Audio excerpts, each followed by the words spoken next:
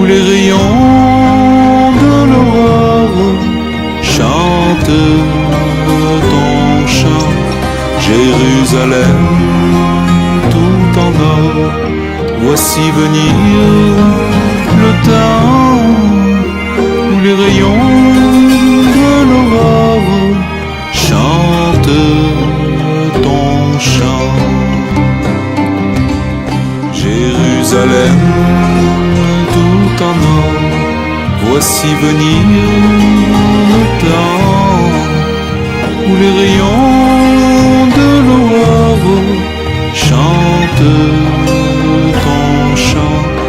Jérusalem, tout en or, voici venir le temps où les rayons de l'aurore chantent ton chant,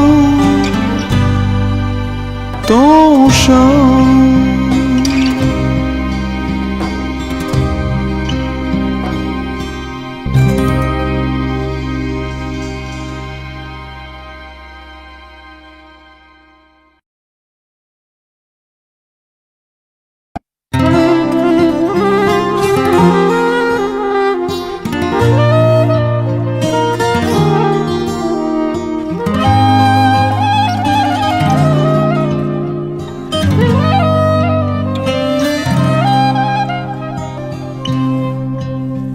Sur la montagne la plus haute, la plus proche du ciel, un cœur fait résonner la note de l'espoir d'Israël.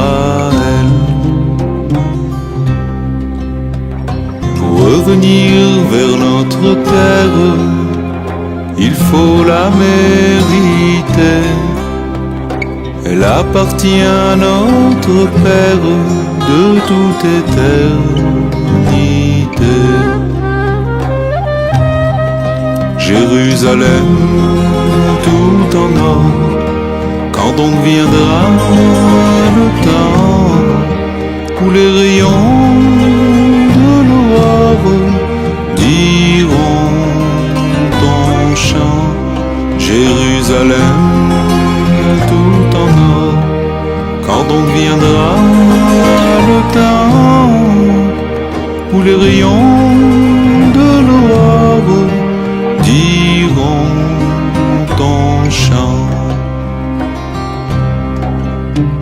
Le monde entier est plein de rage, la haine a déferlé, mais tu as traversé les âges de toute éternité.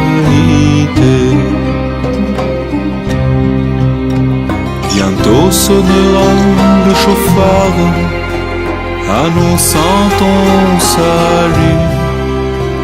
Garde courage et garde espoir, surtout si près du but. Jérusalem, tout en or, voici venir le temps où les rayons de l'aurore chantent ton chant. Jérusalem, tout en or, voici venir le temps où les rayons de l'aurore chantent ton chant. Jérusalem, tout en or, voici venir le temps où les rayons de l'aurore chantent ton chant.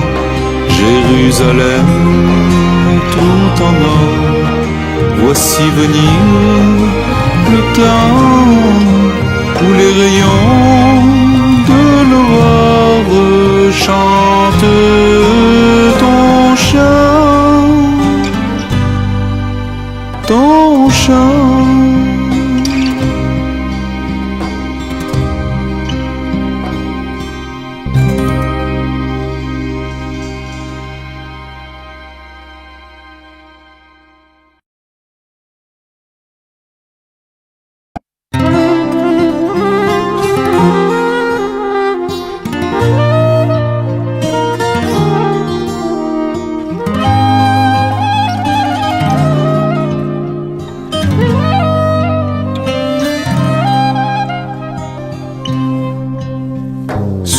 montagne la plus haute, la plus proche du ciel, un cœur fait résonner la note de l'espoir d'Israël.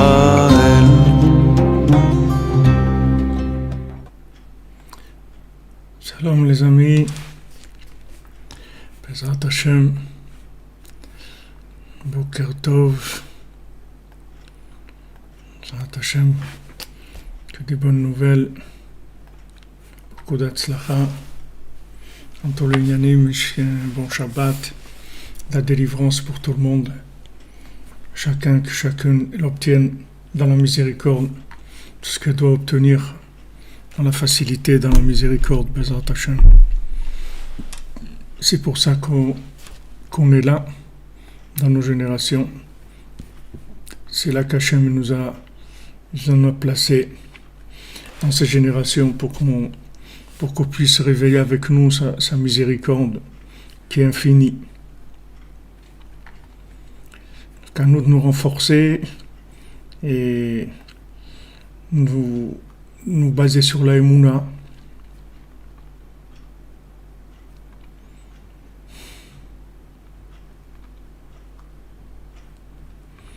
C'est vrai, comme il dit notre ami Aaron, qui mieux que nous sur terre, qui est-ce qui a un bonheur comme ça, de pouvoir se lever la nuit pour entendre la parole d'Hachem à travers les enseignements du tzaddik, dans une connexion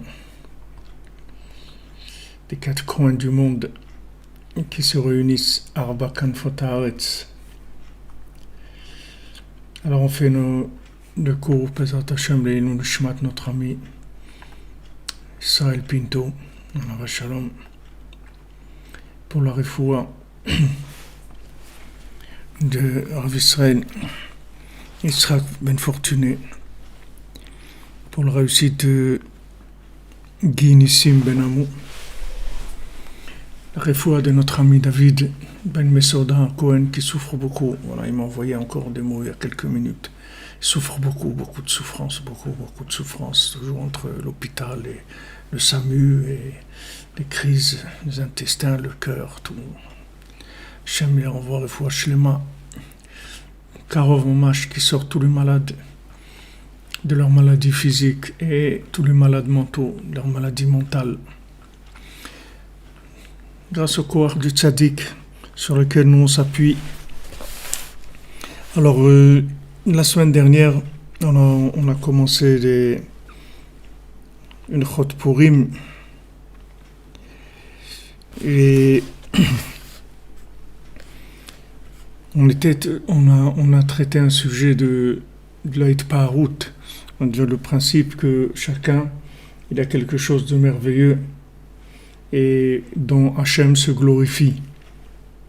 Hachem il se glorifie de chacune d'entre nous de façon extraordinaire. Et il faut savoir que la moindre petite action, elle a une dimension, elle a une proportion énorme, parce que on est dans une époque où il y a une grande astara, c'est-à-dire d'un côté où on nous cache beaucoup la lumière, on essaie de nous cacher surtout la lumière qu'il y a en nous, le bien qu'il y a en nous. Donc on doit lutter énormément contre ça, et on a besoin de l'aide du tzaddik pour aider au bien qu'il y a en nous à prendre forme, à monter à la surface et à dominer ces culpabilités, ces constats d'échec, etc. Donc notre lutte, elle se fait à travers les deux fêtes de Hanouka et de Purim, qui sont des principes qui vont éclairer toute l'année, puisque Rabbi Nachman dit que aujourd'hui, tous les débuts, ils se font à Purim. Avant, le début, c'était à Pessah, c'était la sortie d'Égypte. Aujourd'hui, tous les débuts, c'est à Purim, c'est-à-dire tout commence à Purim, c'est le début de tout, c'est-à-dire c'est c'est la ligne de direction, c'est à partir de ce point de départ qu'on va tout construire, ce point de départ de lutte contre Amalek, avec tous les conseils que la Torah nous dit. Elle nous parle de la Megillat Esther, c'est-à-dire des Sipurim Asiot, il dit Rabbi Nathan, on a besoin de ces contes-là qui sont avant la création du monde.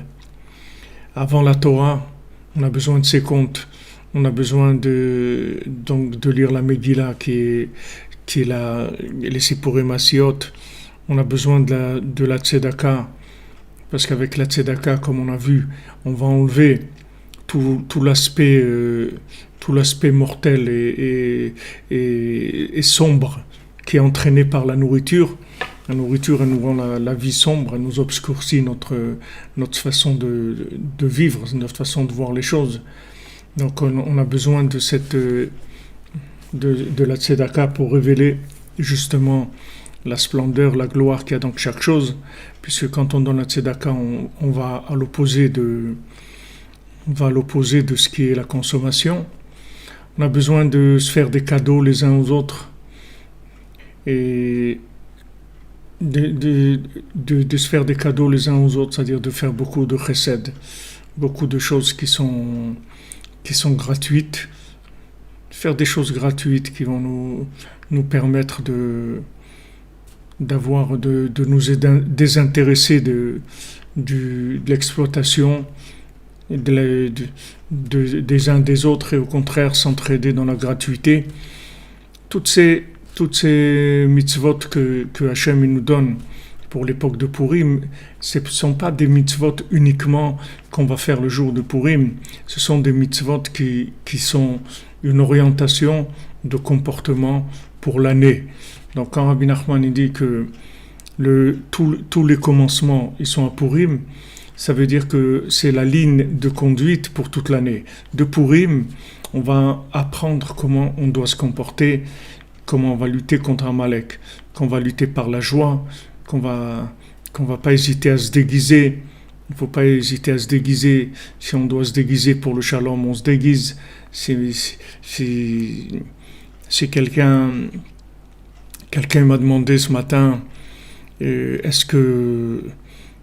comment on fait avec des gens qui croient pas dans le chiyuv hametziut, c'est-à-dire ils croient pas dans l'existence absolue à travers la hitbodedut, à travers chatzot, à travers hitbodedut. Comment on peut leur communiquer cette chose-là? Alors en fait, pour communiquer cette chose-là, il faut commencer déjà par créer un lien gratuit. Le lien gratuit, déjà, ça permet une communication à un niveau très profond. Et de cette communication, après, il va sortir des bonnes choses dans la personne. Ça va, si vous voulez, ça va enlever toute l'obscurité qui est dans la personne. Ce monde-là, il envoie de l'obscurité.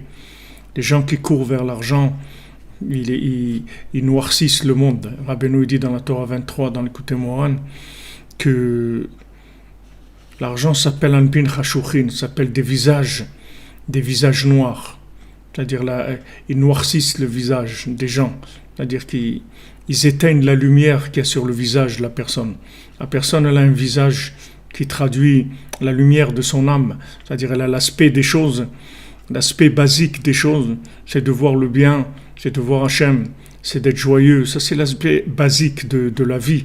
Mais seulement la course à l'argent qui vient des sentiments de peur, du fait qu'on n'aime pas Hachem, qu'on ne sait pas qu'Hachem il nous aime.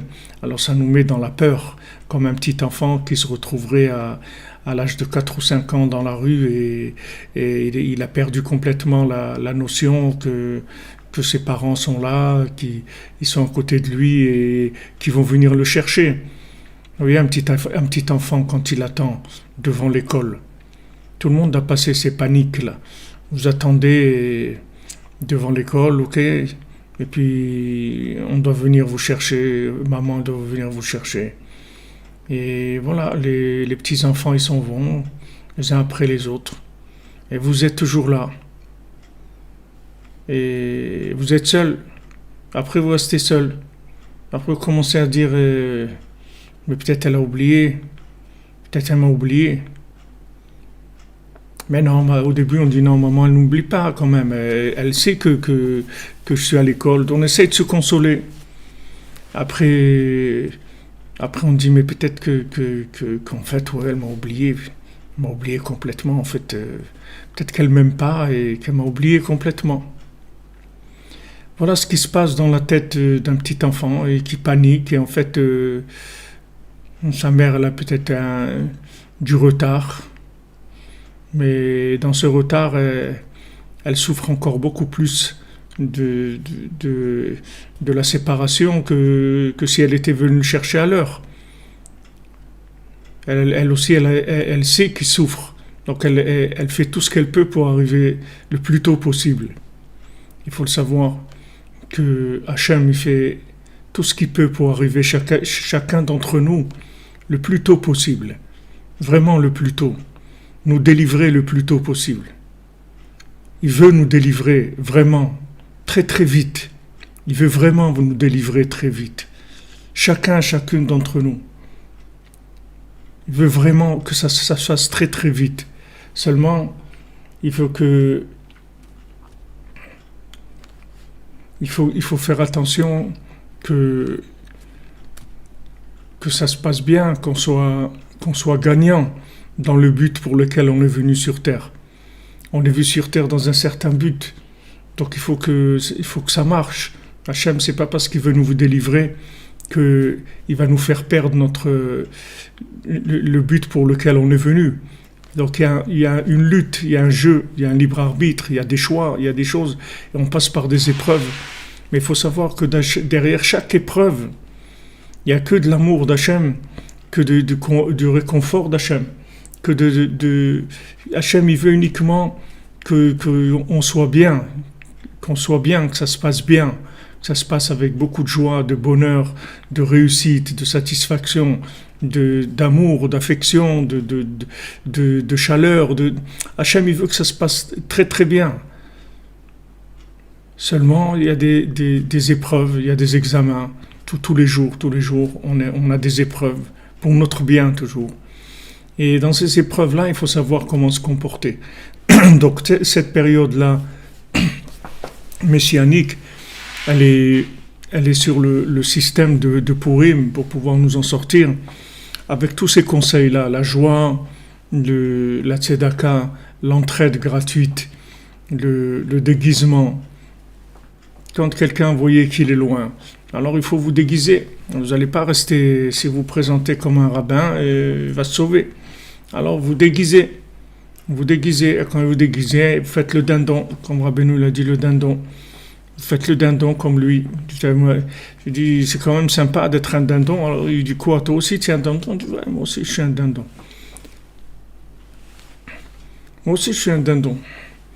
Quand on était avec ma femme dans le dernier voyage, alors on a rencontré une jeune fille, on a parlé avec elle, on a passé un moment avec elle. À un moment, elle nous dit, mais en fait, ce que je me rends compte, c'est que tous les deux, vous êtes des hippies. Et je dis, ouais, tout à fait, on est des hippies, on est comme toi, on est des hippies. On est là, on cherche des choses bien, on cherche de l'amitié, on cherche de la communication. C'est sûr qu'on est des hippies. Et elle était contente parce qu'elle a trouvé des amis qui sont hippies. Elle était contente. Et Rabbi Nachman, il n'a aucun problème de venir comme un hippie ou comme un homme d'affaires ou comme un motard ou comme un chauffard ou comme un gilet jaune ou comme un... Il n'a pas de problème. Le principal, c'est qu'il y ait de la communication, c'est tout. Alors on va communiquer, on va se déguiser pour communiquer. Il faut trouver un dénominateur commun. Demander à l'autre de venir vers nous, c'est pas honnête. C'est pas honnête, puisque nous-mêmes, on n'est pas arrivés là où on est par nos propres forces. Donc, nous, on doit essayer d'aller vers l'autre et de présenter les choses du mieux qu'on peut. Alors ça, tous ces conseils-là, ce sont des conseils qui viennent de Purim pour nous donner la façon de vivre, c'est-à-dire comment on doit vivre dans cette période-là qui est pré-messianique, où Hachem il va se révéler vraiment d'un moment à l'autre. Vraiment d'un moment à l'autre, avec tous ces gens qui viennent à Ouman, tous ces gens qui se lèvent la nuit pour étudier la Torah, pour faire Hitbodedut, pour tous ces gens qui sont des gens de l'ombre, mais en fait qui sont les gens de l'ombre de Esav, mais qui sont les gens de la lumière de Yaakov, comme on a vu, cette lumière de Yaakov, comme elle brille dans la nuit, dans cette nuit obscure, dans cette intimité profonde avec la Shrina. Puisque Hachem il dit que la Shrina, elle est là la nuit, c'est-à-dire Hachem, il est la nuit, Hachem, il est avec nous. La Shrina, elle est avec nous la nuit. Ce sont des moments d'une intimité énorme avec Hachem.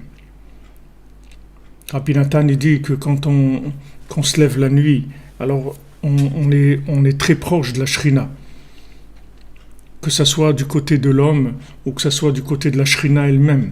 Parce que la nuit, la personne, elle peut beaucoup facilement s'inclure dans Hachem, parce qu'il n'y a pas de choses qui vont le déranger, puisque le monde est dans le repos. Et la Shrina aussi, elle est beaucoup proche de lui, parce que c'est la nuit, comme c'est écrit Komironi Balayla, Nochach Pnei Hachem. Lève-toi et chante la nuit face au visage d'Hachem. Pourquoi la Torah dit Komi Roni Valaïla Nochach Pnei Hachem? Pourquoi lève-toi la nuit, viens chanter devant Hachem, devant le visage d'Hachem? Parce que c'est Nochach Pnei Hachem Mamash. C'est-à-dire que Rabbi Nathan dit que la nuit, c'est Mamash. On est devant le visage d'Hachem Mamash. Parce que la nuit, la Shrina, elle est dans les mondes inférieurs. Et tout son repos à la Shrina, la nuit, toute sa satisfaction la nuit, c'est quand elle arrive à trouver des gens qui essayent d'être en contact avec elle à ce moment-là. Alors ça, c'est toute la satisfaction que la Shrina elle a à ce moment-là. Elle a cette satisfaction de dire voilà, Komironi Valaïla, Nochach Pnei Hachem. Lève-toi la nuit chanter. Lève-toi la nuit chanter. Komironi Valaïla. Quand Rabbi Nachman il était en Eretz Israël, il était à Méron. Rabbi Nachman il est rentré dans l'endroit de la tombe de Rabbi Shimon Bar Yochai. Et quand Rabbi Shimon Bar Yochai il a vu que Rabbi Nachman il était là, alors Rabbi Shimon il a dit Miron, qui est-ce qui chante maintenant? Qui est-ce qui chante là? Qui est-ce qui se permet de chanter? Qui est-ce qui est venu chanter? Puisque jusqu'à maintenant, c'est moi qui chantais. Rabbi Shimon, il a révélé le Zohar. Tout le Zohar, c'est quoi? C'est que de l'amour d'Hachem, c'est tout. Qu'est-ce que c'est le Zohar? Tout le Zohar, c'est la lumière de l'amour d'Hachem, les secrets de la Torah qui sont que de l'amour. Quand Hachem y révèle ses secrets, ça veut dire qu'il a décidé de révéler son amour. C'est ça, révéler ses secrets. Donc quand il a révélé le Zohar, c'est à travers Rabbi Shimon. En fait, c'est le début de la Géoula. Le Harizal, il dit que la Géoula, le début de la Géoula, c'est la révélation des secrets de la Torah.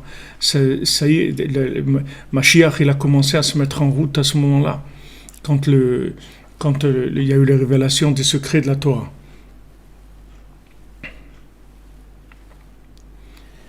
Alors Rabbi Shimon, il entend Rabbi Nachman, c'est-à-dire il entend la grandeur, le message de Rabbi Nachman. Alors il dit Miron, qui est-ce qui chante? Alors Rabbi Nachman il lui dit Aniron. moi je chante. C'est moi qui chante. Rabbi Nachman, il est venu à ce moment-là et il a dit à Rabbi Shimon, je chante à Niron, c'est moi qui chante. Maintenant, c'est moi qui chante. Ça veut dire que Rabbi Nachman, il veut amener le chant, ce chant-là qui va réveiller toute l'humanité, le chant profond, c'est-à-dire la connexion de chacun, de chacune avec Hachem, n'importe comment qu'il soit, n'importe quel niveau qu'il soit, n'importe quelle apparence qu'il soit, n'importe quel défaut qu'il ait, n'importe quelle qualité qu'il ait. Il va lui révéler la possibilité de la connexion, les secrets de la connexion, les codes d'accès à l'infini, les codes pour se brancher à l'infini. Ça, c'est merveilleux. Alors, tous les gens qui ont le mérite comme ça de se lever la nuit, ce sont des gens qui voient le visage d'Hachem Mamash, comme le Zohar il dit. David Ameler, il a dit dans les psaumes, Chatzot Laila, Akum leodot lach, al mishpete tzidkecha. À Chatzot, je me réveille pour te louer sur tes lois justes que tu m'as données. Alors David Ameler dit à Chatzot, je me lève. Mais il n'y a pas écrit à Chatzot. C'est pas écrit quand vous dire le matin. Si vous voulez dire le matin, alors vous dites Baboker Aranen, Baboker Chazdecha. Je vais chanter le matin ta bonté. Quand vous voulez dire un moment, vous dites dans ce moment, Baboker ou Baerev. Mais si vous voulez dire Achatzot, alors vous dites Bechatzot, Akum leodot lach. Mais si vous dites Chatzot, ça veut pas dire que vous parlez du moment. Vous parlez de quelqu'un qui s'appelle Chatzot, qui s'appelle minuit. Si vous dites en français minuit, je me lève pour te remercier, ça veut dire que vous vous adressez à minuit. Il y a quelqu'un qui s'appelle minuit et que maintenant vous êtes réveillé pour le remercier. Alors le Zohar dit que Chatzot, c'est le nom d'Hachem. C'est un des noms d'Hachem. Un des noms d'Hachem, c'est Chatzot. Donc celui qui a le mérite, celle qui a le mérite de se lever à ce moment-là, en fait, il voit le visage d'Hachem. Et quand il voit le visage d'Hachem, que Hachem se trouve dans ce monde à ce moment-là, et dans les univers inférieurs, alors il vient et voit qu'il y a des gens qui sont réveillés pour son honneur, qui veulent lui faire plaisir, qui veulent lui dire que voilà, on est avec toi. On est les gilets jaunes de minuit. On se lève, on est les gilets jaunes d'Hachem, on lui dit voilà, on est avec toi. On te cherche. On n'est pas découragé du tout. Et on sait que ça va marcher. Et sache qu'on est là avec toi. Donc sois avec nous aussi. Aide-nous parce que nous on est avec toi. Alors ces moments-là, c'est des moments qui sont extrêmement privilégiés. C'est un très grand mérite de pouvoir avoir accès à ces choses-là. Il faut beaucoup remercier Akadosh Baruch Hu parce que c'est une conscience qui est pas donnée à tout le monde. C'est une conscience qui va être des Hashem donnée à tout le monde. Pour l'instant, elle n'est pas donnée à tout le monde. Et les gens qui l'ont, ils sont privilégiés. Ils doivent remercier Hachem et surtout prier pour le monde et faire attention de ne pas avoir des pensées négatives, des pensées d'accusation, parce que on n'est vraiment pas. C'est pas pour ça qu'Hachem nous a donné le mérite de faire partie des gens qui sont proches du palais, les gens qui se lèvent la nuit.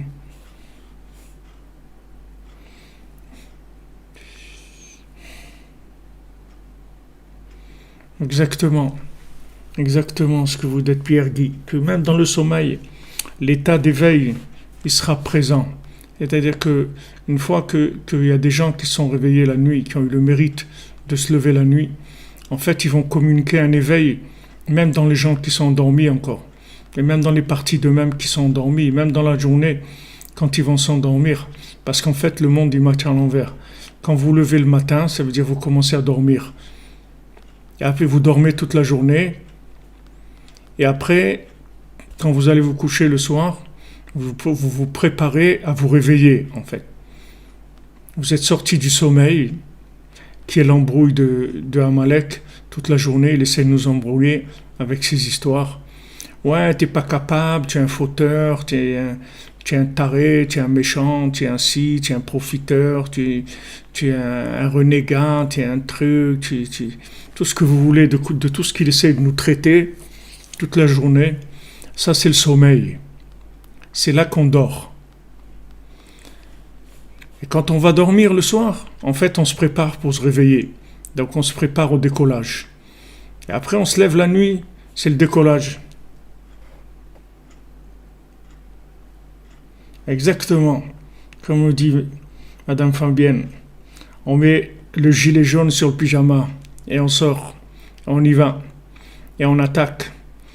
Et on se met au travail. On dit Hachem, voilà, je suis là. Je suis là, je suis avec toi.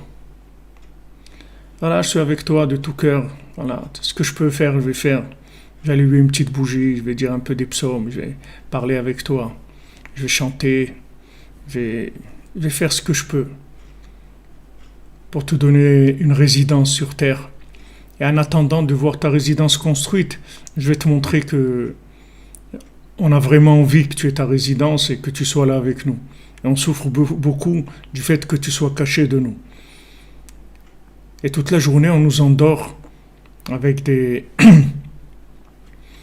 piqûres d'argent, des piqûres d'honneur, des piqûres de consommation, des piqûres de toutes sortes de choses.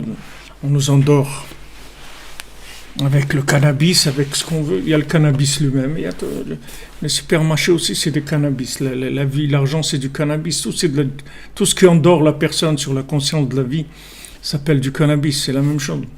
C'est exactement pareil. Seulement, il y a des gens qu'on ne peut pas les endormir avec l'argent, avec les trucs et tout. Alors, on les endort avec le cannabis parce que si on commence à leur parler d'argent, tout ça, ça ne va pas les intéresser. D'accord, on essaye de trouver, mais ces gens-là, qu'est-ce qui peut les intéresser pour qu'on puisse les faire dormir? Alors, on cherche qu'est-ce qui va les intéresser. On essaye de les acheter avec ça ne marche pas. Alors, ils ont trouvé une méthode, c'est-à-dire on va rendre le cannabis, on va le rendre gratuit. Comme ça, ces gens-là, ils vont pouvoir s'endormir tranquillement. Marchand de sable, il va venir, et ils ne vendent pas ça au prix du sable, ça coûte plus cher que le sable, mais en tout cas, il va venir et il va endormir les gens. En tout cas, le monde, il est à l'envers. Alors, Rabbeinu, il parle de ça par rapport aussi pour Emmassiot. Rabbeinu l'explique par rapport au conte que, en fait, il y a 70 facettes de la Torah, et il y a 70 nations dans le monde. Maintenant, la vérité d'Hachem, elle passe par ces 70 facettes de la Torah. C'est les 70 personnes de la maison de Yaakov qui sont descendues en Égypte. Et les Shemot Bnei Israël, Baim Bintzraïma, voilà les noms des Bnei Israël qui descendent en Égypte. 70, Shiveim Nefesh Yaakov, 70 âmes de la maison de Yaakov, ils descendent en Égypte. C'est-à-dire que volontairement, intentionnellement, obligés par la parole d'Hachem, ils descendent en Égypte. Nos sages ils disent que si Yaakov il n'avait pas accepté de descendre en Égypte, alors il serait descendu avec des chaînes aux pieds, il serait descendu enchaîné. Seulement quand Hachem il a dit voilà, il a fait que dans la situation il était obligé de descendre, que Yosef il lui a dit viens ici à manger, etc. Alors il est descendu en Égypte. Il y a 70 facettes de la Torah. Il y a 70 nefashot, 70 âmes de la maison de Yaakov. Il y a 70 nations dans le monde. Maintenant, il faut que ce trio-là, il marche, il s'arrange. Il faut que ce soit le tiercé gagnant. Il faut que ce trio, il arrive à marcher. Ces 70 facettes de la Torah, elles vont manifester la vérité par rapport aux 70 défauts d'analyse et de comportement qu'il peut y avoir dans le monde. Chaque nation, elle est devenue une nation qui n'est pas la nation de Echad parce qu'elle a choisi un comportement. Hachem, il a proposé la Torah en 70 nations, mais chaque nation, elle avait son défaut. C'est pas que tous les gens de la nation, ils n'étaient pas d'accord. Peut-être qu'il y avait beaucoup de gens qui voulaient la Torah dans les nations. Seulement, il y avait des dirigeants. Et les dirigeants, ils ont pas voulu. Ils ont dit, ah non, moi je vais aller faire la fête au Tchad ou au truc, et ils n'ont pas envie. Ok, alors ces dirigeants-là, ils ont dit, non, il n'est pas question. Qu'est-ce qui est écrit dans la Torah? Que, quoi, il ne faut pas voler? Non, ça ne m'intéresse pas. Ah, il ne faut pas tuer? Ça ne m'intéresse pas. Tout ça, tout ce qui est écrit dans la Torah, chaque nation, elle avait son intérêt pour refuser cette facette-là de la Torah. En tout cas, ces dirigeants, ils ont refusé ces facettes de la Torah. Donc maintenant, nous, on doit arriver à faire rentrer la Torah dans les 70 nations. On doit ramener la conscience de la vérité dans les 70 nations. C'est pour ça qu'on a été choisi. Hachem, il nous a choisis pour ça. Il a choisi l'homme Israël, il lui a donné la Torah, il lui a donné la conscience de la vérité pour la transmettre aux nations. Donc on se trouve 70 nations, 70 âmes du Ham Israël qui descendent en Égypte. Ils vont descendre en Égypte parce qu'ils vont descendre transmettre la parole d'Hachem dans les zones les plus obscures du monde. Puisque l'Égypte, c'est l'obscurité même par définition. C'est l'obscurité palpable. Puisque quand il y avait la Maca du Rocher, quand il y avait la plaie de l'obscurité en Égypte, c'était pas l'obscurité du manque de lumière, c'était une obscurité matérielle. C'est-à-dire que les gens, ils étaient paralysés par l'obscurité. Ils étaient complètement pris par une obscurité, comme quelqu'un qui se trouverait dans une mare dans des sables mouvants de chocolat. Voilà, il rentre dans des sables mouvants d'obscurité, il ne peut plus bouger. C'était comme ça, ils ne pouvaient pas bouger, les gens. Donc il faut que vous sachiez que Amalek, toute la journée, il nous met dans des sables mouvants d'obscurité. C'est-à-dire, il nous endort. Que quand on est réveillé le jour, en fait, on est endormi. On a l'éveil de la consommation, on a l'éveil de la publicité, on a l'éveil de toutes les agressions qu'il y a pour essayer de nous donner des interprétations fausses de la vie. Et maintenant, les 70 Nefashot, les 70 âmes de la maison de Yaakov, ils descendent en Égypte pour aller ressortir tout le monde de l'obscurité. Donc chaque nuit, en fait, quand on va dormir pour préparer notre réveil, on descend en Égypte et quand on se réveille, c'est l'éveil de toute l'humanité. À ce moment-là, on va communiquer à toute l'humanité que Baruch Hashem, il y a du bien dans chacun. Et c'est dommage de ne pas exploiter ce bien et de ne pas le développer parce que c'est ça la clé du bonheur et la clé de la réussite pour laquelle on est venu sur Terre.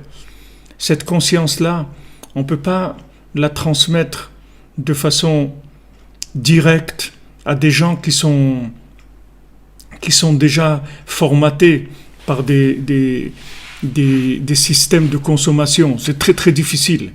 Parce que même si la personne, elle veut sortir à un moment, elle va se rendre compte que on ne peut pas sortir. On ne peut pas sortir. Elle va se rendre compte que elle peut pas sortir. Dans les contes, quand le Baal Tfila il vient dans le pays qui est tombé dans l'idolâtrie de l'argent,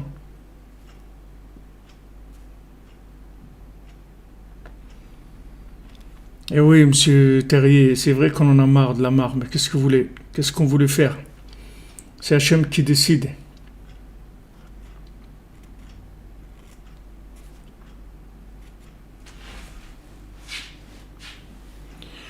Hachem, il veut que ça soit comme ça parce qu'il y a une réparation à faire dans les mondes inférieurs. On ne peut pas abandonner les gens et partir. On ne peut pas dire Shalom Alay Nafshi, que mon âme aille vers la paix et vous débrouillez-vous. Après moi le déluge. Et déjà Noach il a fait ça, ça suffit. On ne va pas recommencer cette histoire-là. Donc aujourd'hui, chacun est obligé d'assumer son travail et de faire ce qu'il a à faire. De faire ce qu'il a à faire. Donc on se lève la nuit et en fait on va remplir le monde de conscience, de vérité. On ne peut pas attaquer de face. Attaquer de face, d'abord c'est dangereux. Et en plus vous entendrez personne. Personne ne va vous écouter. Les médias, ils vont vous détruire complètement. Ils vont vous détruire complètement, les médias. Vous ne pouvez pas. Vous pouvez pas. Il n'y a pas une solution de frappe directe. Il faut commencer à grignoter de l'intérieur. Il faut commencer à vider de l'intérieur. À trouver des alliés, à trouver des gens qui sont sensibles à la vérité. Parce qu'ils ont un niveau de recherche dans leur vie qui était un peu plus que la moyenne du consommateur de Avrel. Quand est-ce qu'on mange? C'est-à-dire ils étaient un peu autres que Avrel. Ils ont cherché, ils ont eu des actions positives, des actions, des idéaux dans leur vie. Avec l'idéal, peu importe quel était son idéal, si c'était un idéal qui correspond à la vérité ou pas, le principal c'est déjà qu'il y ait un idéal, des gens qui ont eu un idéal dans leur vie, ou qui ont encore un idéal. Alors ces gens-là, ils vont reconnaître le chant de la vérité, ils vont le reconnaître. Parce que celui qui a un idéal, il a l'oreille musicale. Il connaît le son de la vérité. Il connaît le parfum de la vérité. Il connaît le parfum. Ce parfum-là, de la vérité, il le connaît. Il connaît le son. La vérité, ça a un son. Ça a un son, c'est une musique. Quand vous avez cherché la vérité dans votre vie, quand vous entendez la musique de la vérité, on dit, vous n'avez pas besoin qu'on vous fasse des théories pour convaincre votre cerveau, comme je vous ai dit ce matin. Vous n'avez pas besoin. La musique, elle va vous convaincre complètement. Vous n'avez pas besoin de ça. Parce que vous connaissez, vous savez ce que c'est déjà. Seulement, ce n'était pas assez fort pour vous permettre de vous engager, pour vous permettre de sortir du sommeil du jour. Vous êtes resté sommeillé dans la société parce que votre conscience, elle n'était pas très forte pour faire naître le bien, pour faire sortir le bien. Mais le Baal Tfila, il tourne dans le monde. Il tourne dans le monde. Donc il va dans tous les endroits, dans toutes les 70 nations. Et la première chose, c'est qu'il se déguise comme la nation. Quand il va arriver au Mexique, il va parler avec eux en espagnol, mexicain, il va mettre le sombrero et commencer à discuter avec eux, boire un petit peu de tequila, des trucs. Il va parler de Trump qui veut faire un mur, etc. Situation économique, truc. Et doucement, il va parler avec eux. Il va parler avec eux, dire c'est dur la vie, hein, quoi ça sert la vie, tout ça, tellement de souffrance, c'est difficile, hein. Les gens ils disent c'est vrai, mais qu'est-ce qu'on peut faire, hein? C'est la vie, hein, c'est la vie. Et pourtant c'est bizarre que ça soit comme ça. Tous les gens ils doivent souffrir et tout.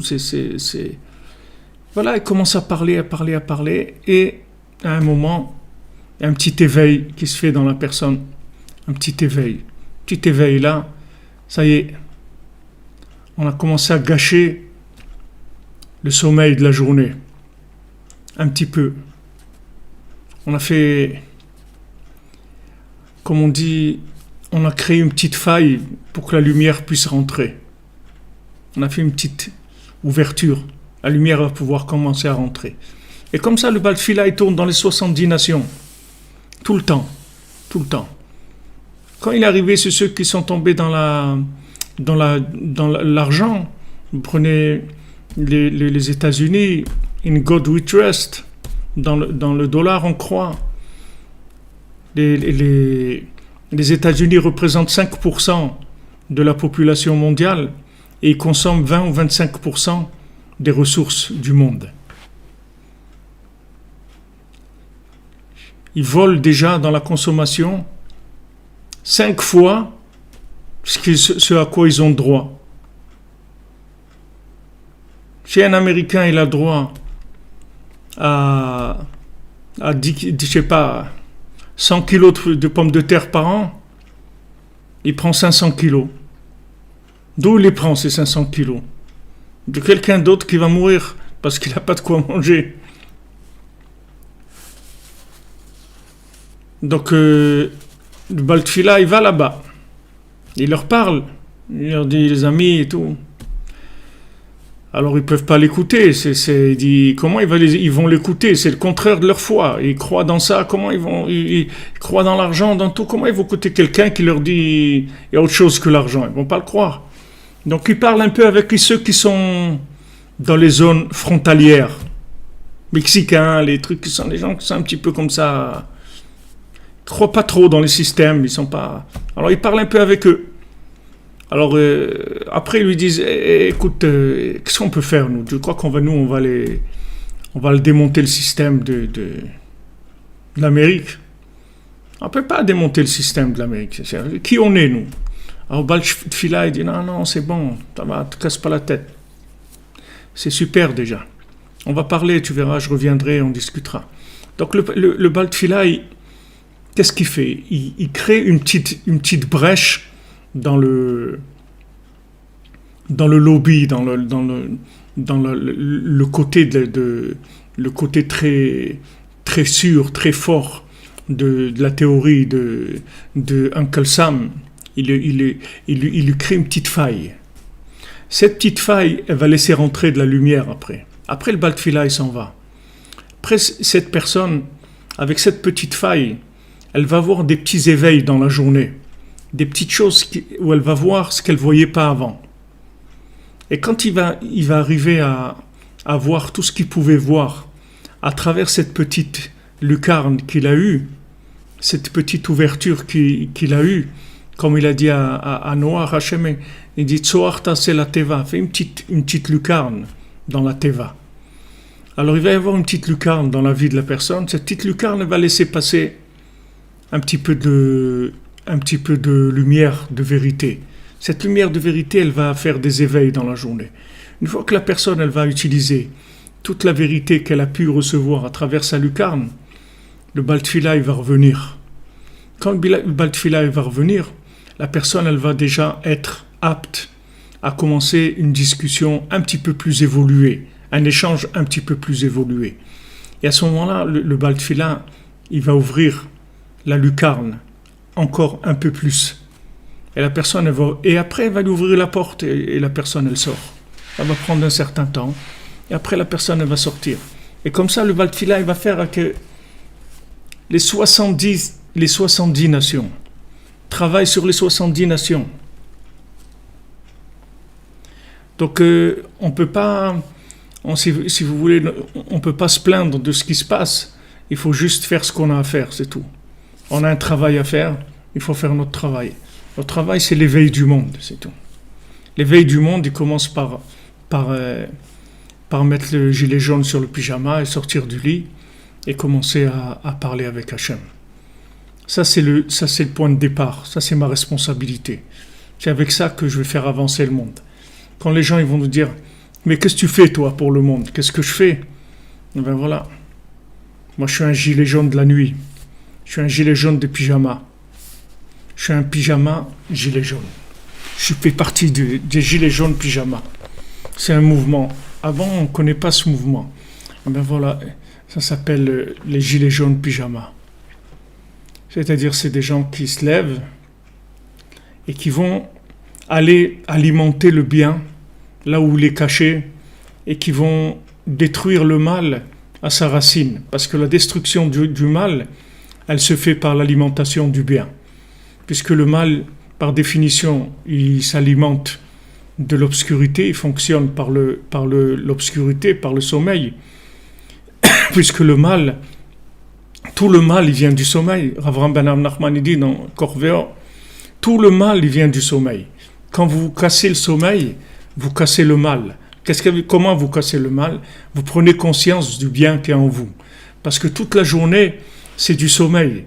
Toute la journée, c'est des comment on appelle ça? Des gens qui viennent faire du bruitage pour empêcher les ondes de passer, des brouilleurs d'ondes. Toute la journée, c'est des brouilleurs, des embrouilleurs pour que les gens ils soient endormir les gens. Alors on t'endort avec ça, ouais, on va te donner une petite prime.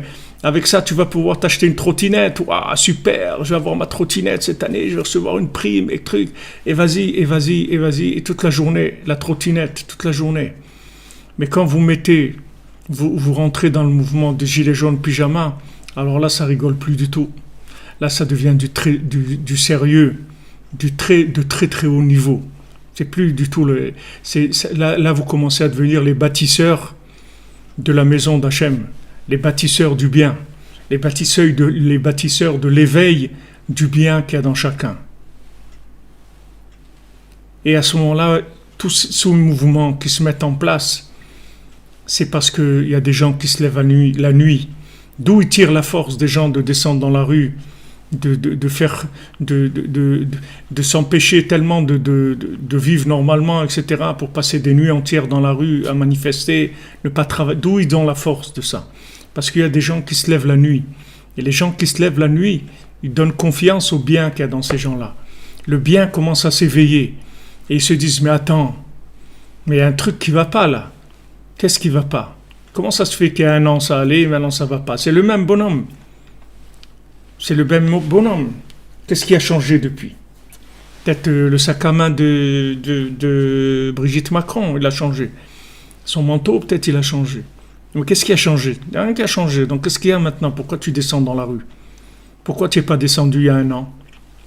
Parce que maintenant, le bien a commencé à se réveiller. Et ce bien-là, il ne supporte plus l'embrouille. Il ne supporte plus l'arnaque, il ne veut plus ça. Il ne veut plus, il veut vivre, vraiment. Donc il en a marre qu'on lui donne des doses de cannabis toute la journée. Doses de cannabis. Regardez, je ne sais pas si c'est au Japon, je crois, j'ai vu. Ils sont obligés d'arroser la ville avec des grosses trucs d'eau et que les gens ils restent enfermés chez eux pour faire baisser la pollution.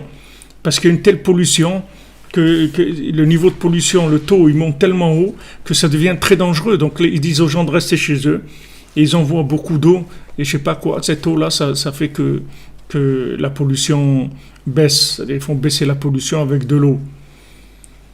Alors toute la journée, on est dans de la pollution. Il n'y a pas que la pollution des voitures, il y a la pollution mentale. Ça, c'est le pire de tout. Parce que la pollution des voitures, on peut aller un peu à la campagne, on peut faire des choses. Mais la pollution mentale, c'est terrible. J'ai vu aujourd'hui un article où ils disent que en France, c'est un agriculteur qui se suicide tous les 5 jours. Tous les 5 jours, il y a un agriculteur qui se suicide. On ne vous dit pas ça. On ne va pas vous mettre tous les 5 jours. Monsieur un tel, agriculteur, il s'est suicidé. Non. Mais la réalité, c'est que tous les 5 jours, il y a un agriculteur qui se suicide. Pourquoi? Parce que il voit pas le bout du tunnel. Il ne voit pas comment il va s'en sortir. Avant, c'était eux qui tenaient tout. Parce que c'était la nourriture, c'est ce qui amenait tout. Le lait, la viande, le blé, tout. Aujourd'hui, on les a mis dans un système où ils sont des producteurs comme... même pas comme un producteur de voitures, de téléphone. producteur de téléphone, il est beaucoup plus considéré qu'un agriculteur. Alors qu'un agriculteur, c'est lui qui donne à manger aux gens. Il travaille dans la Emouna, il est avec Hachem, il travaille la terre, etc. Tous les 5 jours, il y en a un qui se suicide. C'est Nora, ça fait peur, non? C'est inquiétant. Alors il y a un moment, le bien, il se réveille. Et au début, ça s'exprime par de la révolte. Et après, ça va se structurer, ça va se calmer, ça va structurer pour faire quelque chose de correct, pour amener des changements. Ces changements, ils vont avancer, jusqu'à amener les gens à reconnaître Hachem, avoir la conscience qu'ils peuvent parler avec Hachem et qu'ils peuvent changer le monde par la connexion avec l'infini. Ça va venir, ça va prendre le temps que ça va prendre, mais ça va venir. Hachem, il va y arriver. Il y a personne Hachem, il va laisser personne. On va y arriver. Ça va prendre encore quelques jours, quelques semaines, quelques mois, et on va y arriver. Alors le travail des Gilets jaunes pyjama, c'est quelque chose d'extraordinaire. C'est un travail et un mérite énorme parce que ce sont les vrais révolutionnaires. C'est-à-dire les vrais révolutionnaires qui veulent révolutionner le monde de l'obscurité, le monde des ténèbres. C'est-à-dire ils en ont marre de se faire endormir. Ils en ont marre qu'on les endorme. Donc ils veulent réveiller le monde sur le mensonge, sur l'arnaque, sur le truc. Le mensonge. Les choses, elles sont à l'envers. Comme nous a dit notre ami du Canada, M. Fabien Barcello, nous a dit, regardez, il y a un monsieur, il a fait un film, il y a je ne sais pas combien d'années, peut-être 20 ans, il a fait un film qui était le film le pire il n'a pas marché le film, il a investi et tout, il n'a pas marché son film, il a fait quelques salles de cinéma à Los Angeles et trucs, et c'est tout. Il n'a rien fait avec son film, c'était une catastrophe. Maintenant, il a réussi par le fait que son film, c'était le pire. Donc aujourd'hui, il a réussi à être connu par le film qui était le pire, le film le plus catastrophique qu'il y a eu. Voilà, il a réussi. C'est-à-dire que même maintenant, ça devient de la réussite. C'est tellement, la notion de réussite, elle est tellement virtuelle que c'est pas tellement important de réussir ou d'échouer. Principal, c'est dans le virtuel d'avoir une place, c'est tout. Maintenant, cette place, elle est venue de l'échec ou de la réussite, ça change rien. Alors comment l'échec et la réussite, c'était deux choses de séparées. Mais dans la 50e porte, ça veut rien dire. Ni la réussite, ni l'échec, les deux, c'est la même chose. Le principal, c'est d'être connu, c'est tout. Et du moment où la personne, elle est connue, elle a réussi. Alors vous allez avoir des gens. Il y avait Madame Blo, elle est à Shalom. Madame Blo, Ruth Blo, Ruth Bat Esther et Abraham Blo. C'était une femme qui était convertie, qui venait de Bretagne, qui était convertie. Elle s'est mariée avec le Rav Amram Blo. Elle a écrit un livre qui s'appelle Les gardiens de la cité. Elle a connu, comme on dit, l'âge d'or de la tchouva, du retour vers Hachem, vers les années 55, 60, 65, 68. Elle était à ce moment où elle est revenue vers Hachem très très fort et elle était en Eretz Israël. Elle a vu que des choses qui étaient très dures et des injustices terribles. Et donc elle a fait un procès à l'église parce qu'ils avaient kidnappé des enfants en Israël. Et il y a eu toute une histoire. Et la pauvre, elle s'est investie. Elle a investi toute sa vie, tout ce qu'elle avait comme argent et tout pour faire ce procès-là. Et en fin de compte, après 20 ans, elle a perdu le procès. Elle a perdu le procès, la pauvre, elle s'en est pas remise. Elle est décédée quelques années après ça. Elle a vécu quand même assez âgée. Elle n'est pas décédée jeune, mais ça l'a brisée. Qu'est-ce qui l'a brisée? C'est qu'en fait, ses opposants, ils ont acheté son avocat, elle. Et bien sûr, elle ne se doutait pas d'une chose comme ça. Elle faisait partie de l'ancienne école.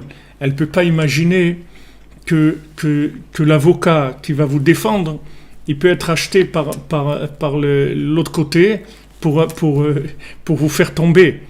Et si c'est passé, alors maintenant, vous ne savez plus où aller, parce que vous allez sur un site contre les arnaques. Mais ce site contre les arnaques, c'est des arnaqueurs qui le font. Donc, vous ne savez plus où aller. Où est-ce que vous allez aller? Donc, vous dites, allez, je mets le gilet jaune sur le pyjama et je me lève, c'est tout. Parce que je vois que si je ne rentre pas dans la nuit, je ne vais pas arriver à trouver. Ça y est, tout est pareil. Ça vient de tous les côtés. C'est-à-dire que maintenant, celui qui arnaque, il a trouvé que la meilleure façon d'arnaquer, c'est de faire un site contre les arnaques. Waouh, il a trouvé ça. Et ça marche. Parce que les gens ont dit, enfin, on va pouvoir commencer à lutter. Alors, et c'est pas que c'est celui-là, il va l'arnaquer encore plus que les arnaques. Mais où on va aller? Où on va comme ça? Comment vous allez lutter? Vous devenez dingue complètement. Il y a plus, vous ne savez plus quoi faire. Vous ne savez plus quoi faire. Alors voilà. Vous allez voir que le monde entier va venir à ça. Parce que c'est la seule solution véritable qu'on a. On se lève, on alimente le bien. Le bien, il va éloigner le mal. C'est tout. C'est tout ce qu'on a à faire. On n'a rien d'autre à faire. On n'a rien d'autre à faire. C'est ça la vraie révolution. Et au début, ça va être un peu difficile parce que justement, le système, il nous a tellement formaté qu'on a l'impression que la nuit, c'est fait pour dormir et le jour, c'est fait pour être réveillé. Alors que lui, il appelle, comme il appelle à l'envers. Donc, ils nous ont formaté à l'envers. C'est-à-dire que quand il faut être réveillé, on dort. Et quand il faut être endormi, on est réveillé. Alors, c'est sûr qu'avec ça, on ne peut pas aller très loin. Donc, au début, c'est un petit peu dur de s'habituer à ça. Mais quand on commence à s'habituer un petit peu et à voir les résultats de l'éveil, de la profondeur de notre être, c'est-à-dire de la liberté qu'on ressent, de la liberté qui est à l'intérieur. Tous les gens, ils cherchent freedom. We want to be free. Tout le monde cherche la liberté. Cette liberté, vous allez la trouver à ce moment-là. Parce que d'abord, matériellement, vous êtes libéré des endormeurs du monde. Ils ne sont pas arrivés à vous endormir puisque vous êtes levé. Et deuxièmement, vous avez la Shrina, elle est descendue, elle est là. Nochach pene Hashem. Kumironi balayla. Et Rosh Hashmuot. Nochach pene Hashem. Lève-toi, chanter la nuit face au visage d'Hachem. Tu vas entendre ce chant-là. Ce chant, il va réveiller ton âme. Et une fois que tu vas prendre confiance dans le bien qui est en toi, le mal, il va plus du tout t'impressionner. Plus du tout t'impressionner. C'est ce qu'il a fait Mordechai avec Esther. Quand Esther, elle a cru qu'elle allait s'en sortir dans le binaire, qu'elle allait aller chez Achashverosh et voir, on va voir ce qu'on peut faire avec le roi, discuter avec lui, etc. Mordechai, il lui a dit, ne crois pas que tu vas t'en sortir. Tu crois que tu vas aller discuter avec le roi et lui dire, ouais, c'est pas bien ce qu'ils font, etc. C'est pas avec ça que tu vas t'en sortir. Si tu veux t'en sortir, on va attaquer la prière, on va jeûner, on va prier, on va attaquer dans la racine du problème. Et à ce moment-là, après, tu verras que le roi, il va te recevoir et toutes les choses, elles vont déjà être en place. Mais si tu vas maintenant comme ça ne va pas marcher. Elle-même, elle disait, c'est impossible que le roi, il accepte ça. C'est vrai, c'est impossible. Parce qu'il n'y a pas eu la préparation, il n'y a pas eu l'éveil du bien. Une fois qu'il va y avoir l'éveil du bien, tu vas voir que tout est possible. D'abord, tu vas réveiller le bien qui est en toi. Après, tu vas te mettre au travail. Après, tu vas attaquer la royauté, tu vas attaquer le pouvoir. Tu vas attaquer le pouvoir quand tu auras ton pouvoir à toi qui va sortir. Mais comment tu vas attaquer un pouvoir de gens qui sont mis en place par des systèmes qui sont malhonnêtes parce que tous ces systèmes-là, ils endorment les gens.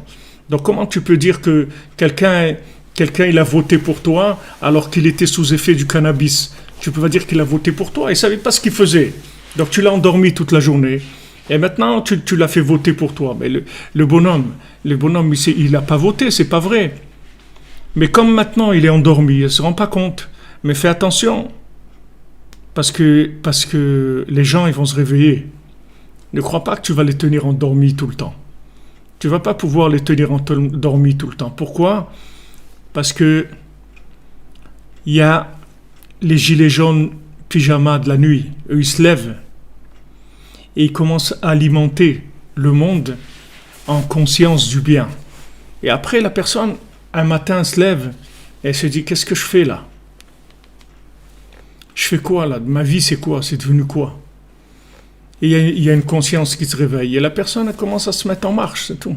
Elle commence à bouger, à sortir dans la rue, à manifester. Elle ne sait pas trop pourquoi. Elle ne sait pas trop pourquoi. Elle n'est pas trop consciente de ce qui est en train de se passer. Mais ce qu'elle sait, c'est que ce qu'il y avait avant, elle ne veut plus.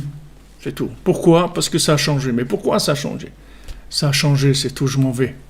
Mais où tu vas? M'en vais. À l'époque des Romains, il y avait un juif qui n'était pas pratiquant, qui n'était pas branché tellement. Alors ils ont pris ce juif-là pour entrer dans le temple pour voler des choses. Alors ils l'ont envoyé, ils l'ont dit, tu vas là-bas, tu nous prends ça, etc. Alors il est rentré. Il est rentré dans le temple, il a pris là-bas ce qu'ils lui ont demandé, il leur a amené. Alors ils ont dit, bon, très bien et tout. Maintenant tu vas aller...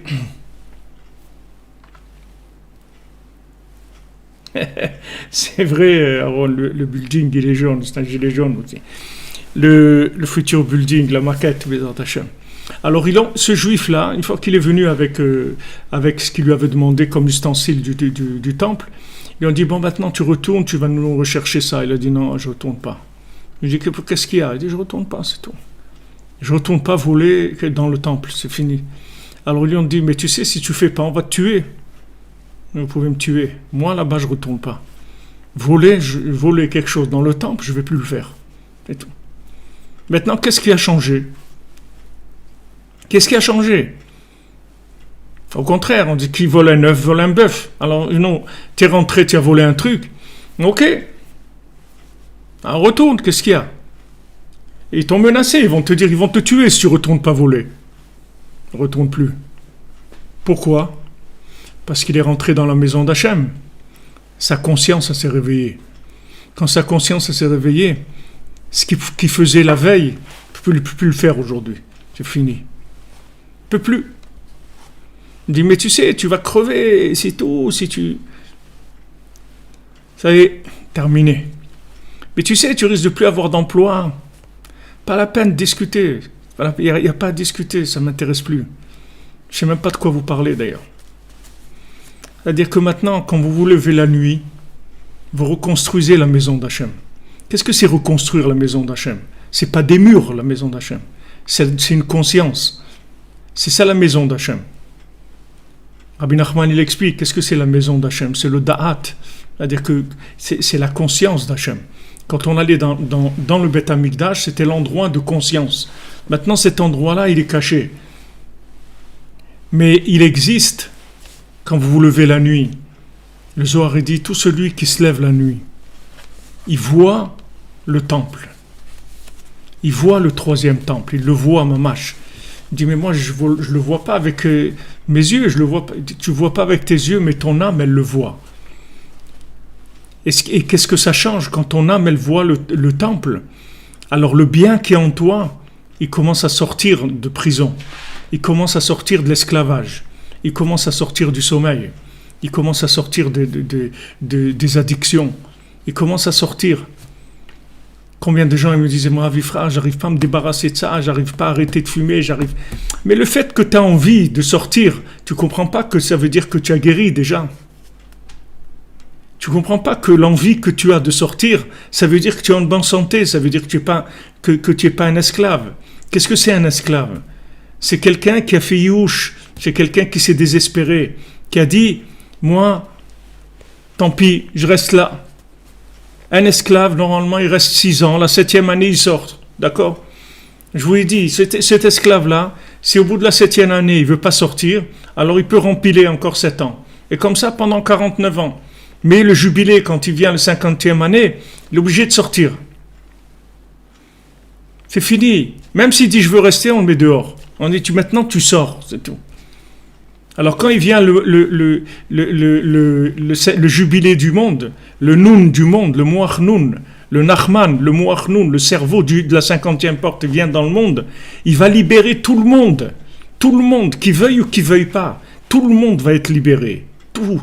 D'abord les gens les plus sensibles, d'abord les gens les plus honnêtes, c'est-à-dire les gens les gens qui sont le plus proches d'une sensibilité à la vérité. Et petit à petit, ces gens, ils vont communiquer avec les autres, ils vont leur communiquer, ça va faire des mouvements internationaux. Vous voyez bien que ce truc des gilets jaunes, ça prend dans des pays, partout dans le monde, des gens ils sont mis à faire les gilets jaunes. Pourquoi Qu'est-ce qu'il y a eu? Il y a des choses qui se passent dans un pays, il ne se passe pas dans un autre. Il y a des révolutions qui se font dans des pays, des révoltes contre des systèmes, et ça reste dans le pays. Comment ça se fait que ça s'étend dans le monde, au-delà de l'Europe, partout? Parce que ce sont des mouvements qui viennent d'une prise de conscience de la vérité. Et partout dans le monde, il y a des gens qui sont conscients un petit peu de la vérité. Même si c'est pas beaucoup, mais il y a un petit peu de conscience. Ce peu de conscience, il est énorme. Il suffit de l'alimenter, c'est tout. Il va grandir et il va faire des actions merveilleuses. Il va faire des choses extraordinaires. Seulement, il faut alimenter ce bien. Exactement.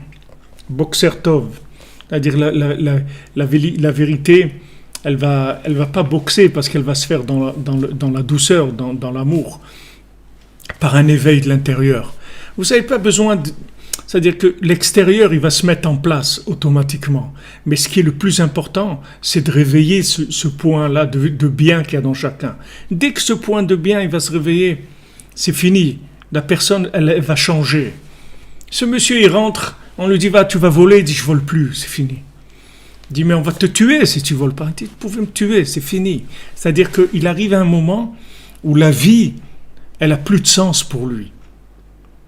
Parce que la vie comme ça, il arrive à un moment où elle a plus de sens, elle a aucun sens. Parce qu'il voit que dans l'esclavage, on l'a tellement exploité que, comme on dit, on a dépassé les limites. C'est-à-dire que si vous voulez qu'un esclave, il reste un bon esclave, il faut lui donner un petit peu de liberté. Un petit peu de liberté pour entretenir l'esclavage. Il ne faut pas être un idiot. Il ne faut pas aller jusqu'au bout. Parce que si vous allez aller jusqu'au bout, vous allez déclencher une révolte féroce. Parce que la personne, elle est d'accord d'être esclave, parce qu'elle n'a pas la force de se prendre en main, parce qu'elle n'a pas vu le bien qu'il y a en elle. Ok, elle a baissé la tête, elle est devenue un esclave. Mais elle va pas crever complètement. C'est-à-dire, si le peu qu'elle a de satisfaction, de plaisir, vous lui enlevez ça, mais ça y est, vous allez en faire une bête féroce. C'est fini. Donc les systèmes, qu'est-ce qu'ils font? Ils ne s'arrêtent pas. Ils ne s'arrêtent pas d'exploiter le monde, d'exploiter le monde. Aller dans tel pays et piller les ressources du monde pour vivre au-dessus de son niveau. Piller le monde, piller les ressources. Qui te donne le droit d'aller piller des pays? D'aller piller des pays qui ont des ressources à eux. C'est à eux. Pourquoi tu vas piller ces pays-là? Tu crois que ça va rester comme ça? On va rien dire. Tu vas faire ça des siècles et des siècles. On va rien te dire. Mais non, il y a un moment où ça y est. Quand est-ce que ça y est? C'est quand tu vas dépasser la dose, c'est tout. Tu vas dépasser...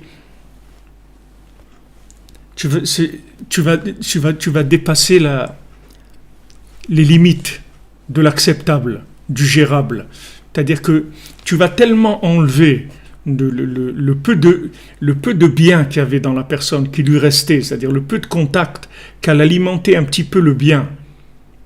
Un petit peu le bien. Tu vas tellement lui enlever que quand tu vas toucher ça, la personne va exploser.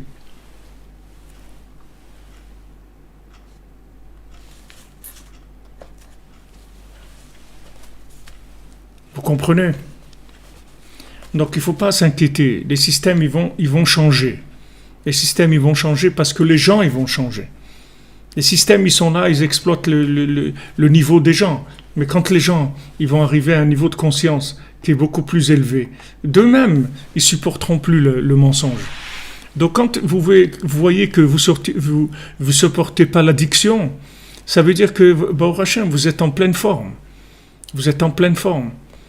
Vous allez continuer à alimenter cette conscience-là. Et après, vous allez vous débarrasser de l'addiction parce que vous allez sentir que vous êtes libre. Dans les contes, dans le Chacham et le Tam, notre cher cordonnier Akadosh, notre cordonnier, alors il a son ami le Chacham, ce grand philosophe qui maintenant pense qu'il a tout compris, qui sait tout, etc.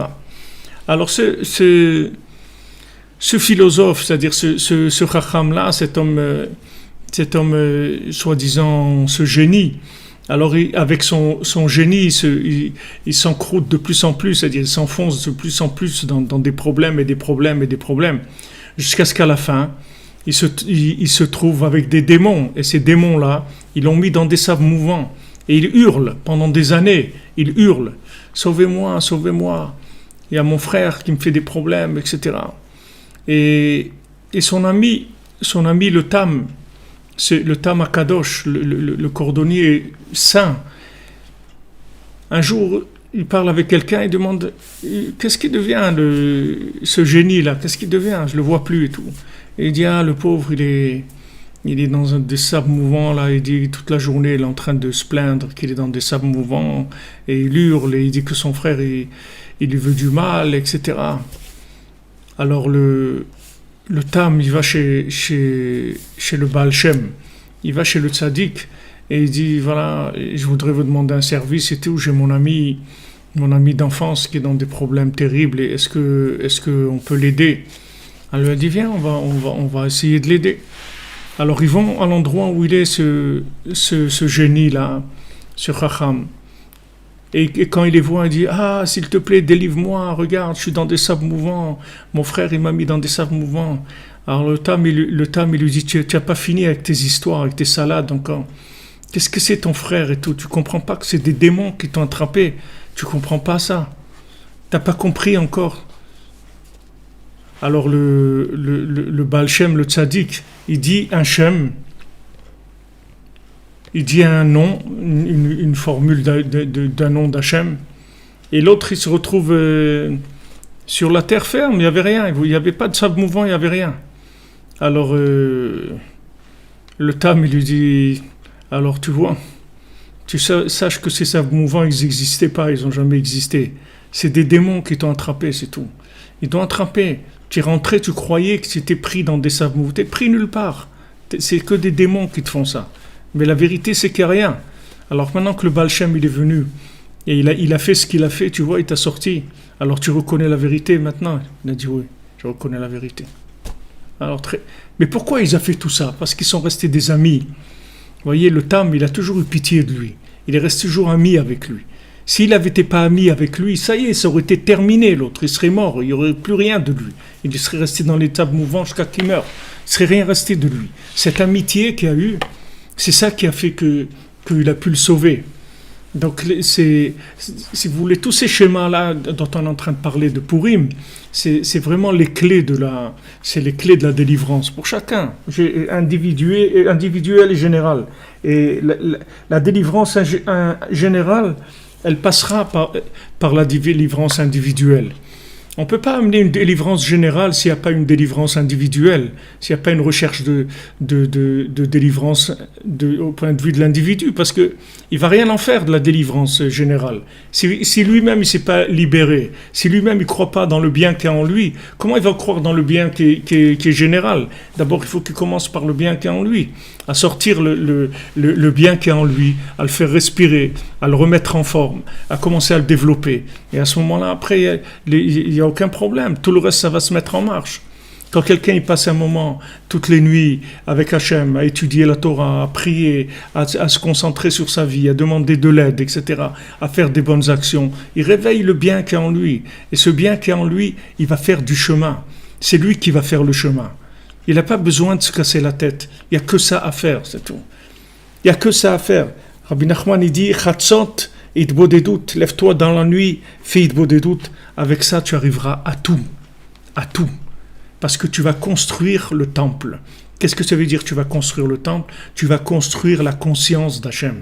Et si tu as la conscience d'Hachem, l'obscurité, elle s'en va. Tu vas voir clair. Et tu vas voir que tu peux faire tellement de choses extraordinaires. Tellement que tu es capable de tout. tout.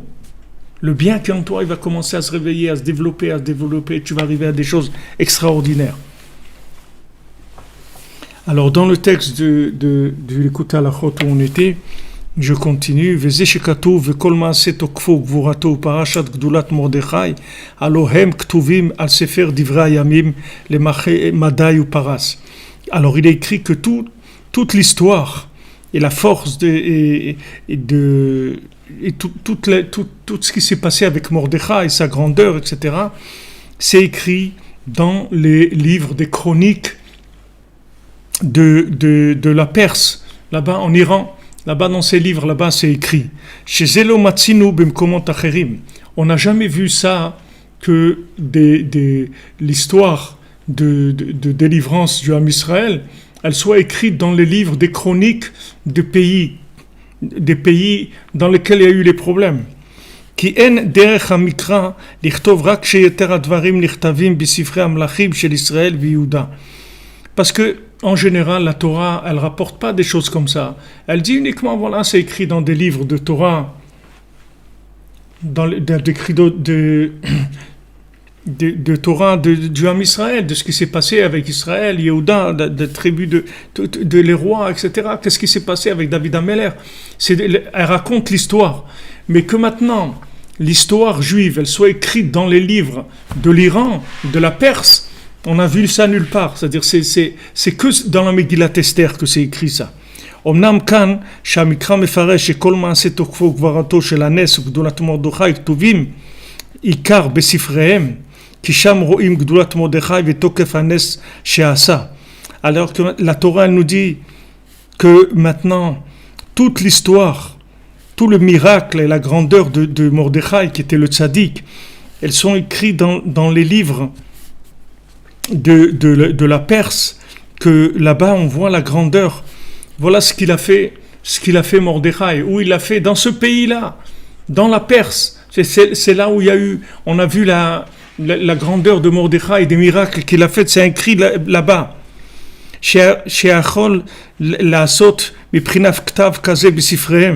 C'est-à-dire qu'est-ce qu'il était capable de Mordechai? Il était capable d'écrire dans les livres perses. Comment maintenant, imaginez-vous maintenant quelqu'un qui va écrire dans les livres dans l'université en Perse, en Iran aujourd'hui, qui va écrire un texte, que ce texte-là, il va montrer la grandeur de Rabbi Nachman. Comment ça existe? Il y a des livres en perse qui ont été traduits en perse de Rabbi Nachman. J'ai vu, j'en ai même imprimé un à l'époque, il y a 25 ans. J'avais imprimé un livre je crois que c'est les contes de Rabbi Nachman en perse. Il y a des livres en perse de Breslev. Maintenant, mais ici, on ne veut pas parler de ça, de la traduction dans la langue. Ici, on veut parler à un autre niveau. C'est-à-dire que comment maintenant on va arriver que dans le langage d'un Iranien, on va lui parler de Rabbi Nachman, on va lui montrer la lumière de Rabbi Nachman dans son langage à lui. Comment on va se déguiser en iranien dans son livre et lui parler dans son langage. Eux, l'Iran et tout, ils cherchent toujours les trucs balistiques, là, toutes les armes, d'envoyer des fusées, se défendre s'il y a des fusées d'Israël, ou envoyer des fusées contre Israël, etc. Mais ils ne savent pas que d'abord Israël veut détruire personne, parce qu'on n'est pas là pour détruire qui que ce soit, on est là pour aider les gens à trouver Hachem, c'est tout, à trouver la paix, à trouver l'amour, à trouver la conscience d'Hachem. Mais nous, on a des outils beaucoup plus puissants que ça, que les armes extérieures.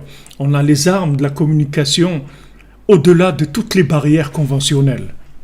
Au-delà de toutes les barrières conventionnelles. C'est-à-dire qu'il n'y a rien qui peut empêcher Mordechai d'aujourd'hui, qui est Rabbi Nachman, d'écrire dans un livre, dans l'université en Iran, dans l'école primaire, secondaire en Iran, d'écrire un message dans ce que comprend un Iranien, dans sa sensibilité, pour lui faire comprendre qu'il y a Hachem dans le monde, et que Hachem, il ne veut pas qu'on tue des gens. C'est pas ça la volonté d'Hachem. Hachem, il veut pas qu'on impose sa pensée en tuant des gens. Hachem, il veut qu'on fasse vivre sa pensée avec de l'amour, avec de la communication. Ça, Rabbi Nachman, il peut le faire. Il n'y a aucun problème. Mais comment il peut le faire? Comment il peut faire ça? D'où il peut, comment il tire cette puissance-là, cette force de faire ça? C'est par ces gens, par les pyjamas jaunes, par les pyjamas gilets jaunes. C'est eux qui donnent la force. C'est eux qui lui donnent la force. Quand maintenant Mordechai, il fait aux gens se lever la nuit et prier Hachem, c'est avec ça qu'il donne à Esther après la force de rentrer chez Achashverosh et de dire s'il te plaît Achashverosh, on peut pas, il y a Amalek là, il nous fait des problèmes, il dit ah bon, qu'est-ce qui, mais ouais c'est un rachat, ah bon. Et juste à ce moment-là, alors l'autre il rentre, Aman, et il y a un ange qui vient, il pousse Aman vers Esther, sur Esther. Alors le roi il dit quoi, mais qu'est-ce que c'est ce bandit là? Quoi, devant moi il vient, comme ça, il va vers ma femme Esther et tout. Mais c'est quoi? Il faut le tuer tout de suite ce bonhomme-là. Alors que lui, ce Haman, il a même pas fait ça. C'est même pas lui qui l'a fait. C'est un ange qui est venu qui l'a poussé. Donc vraiment le bonhomme c'est un dindon de la farce. Il a vraiment, il a servi juste pour mettre en place des systèmes de communication. Mais lui, le pauvre, dans tout ce qu'il avait dans sa tête, en fait, il est devenu celui qui a servi la cause pour mettre en place toute la mise en scène pour pouvoir révéler ces outils-là. Donc maintenant,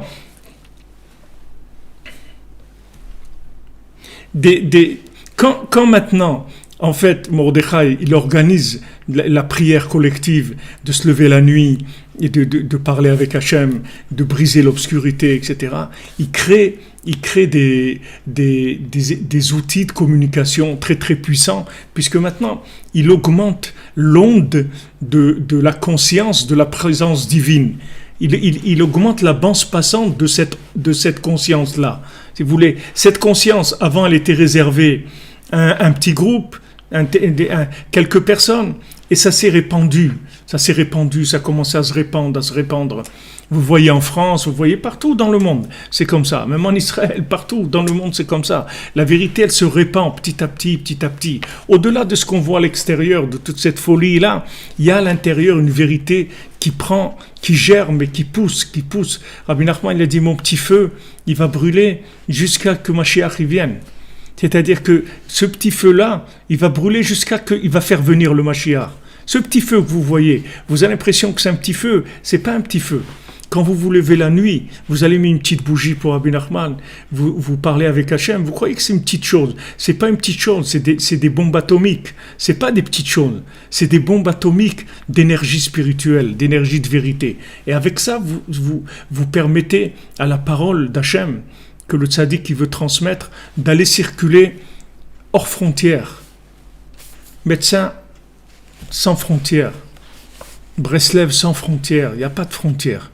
Vous allez partout toucher les cœurs dans le monde. Et peu importe après la personne où elle est, si elle est en train de lire un bouquin sur le bricolage, ou un bouquin sur la philosophie hindoue, ou n'importe quoi, ça n'a aucune importance. Parce que le message, il n'est pas limité dans la forme qu'il peut prendre. C'est ça qu'il a d'extraordinaire.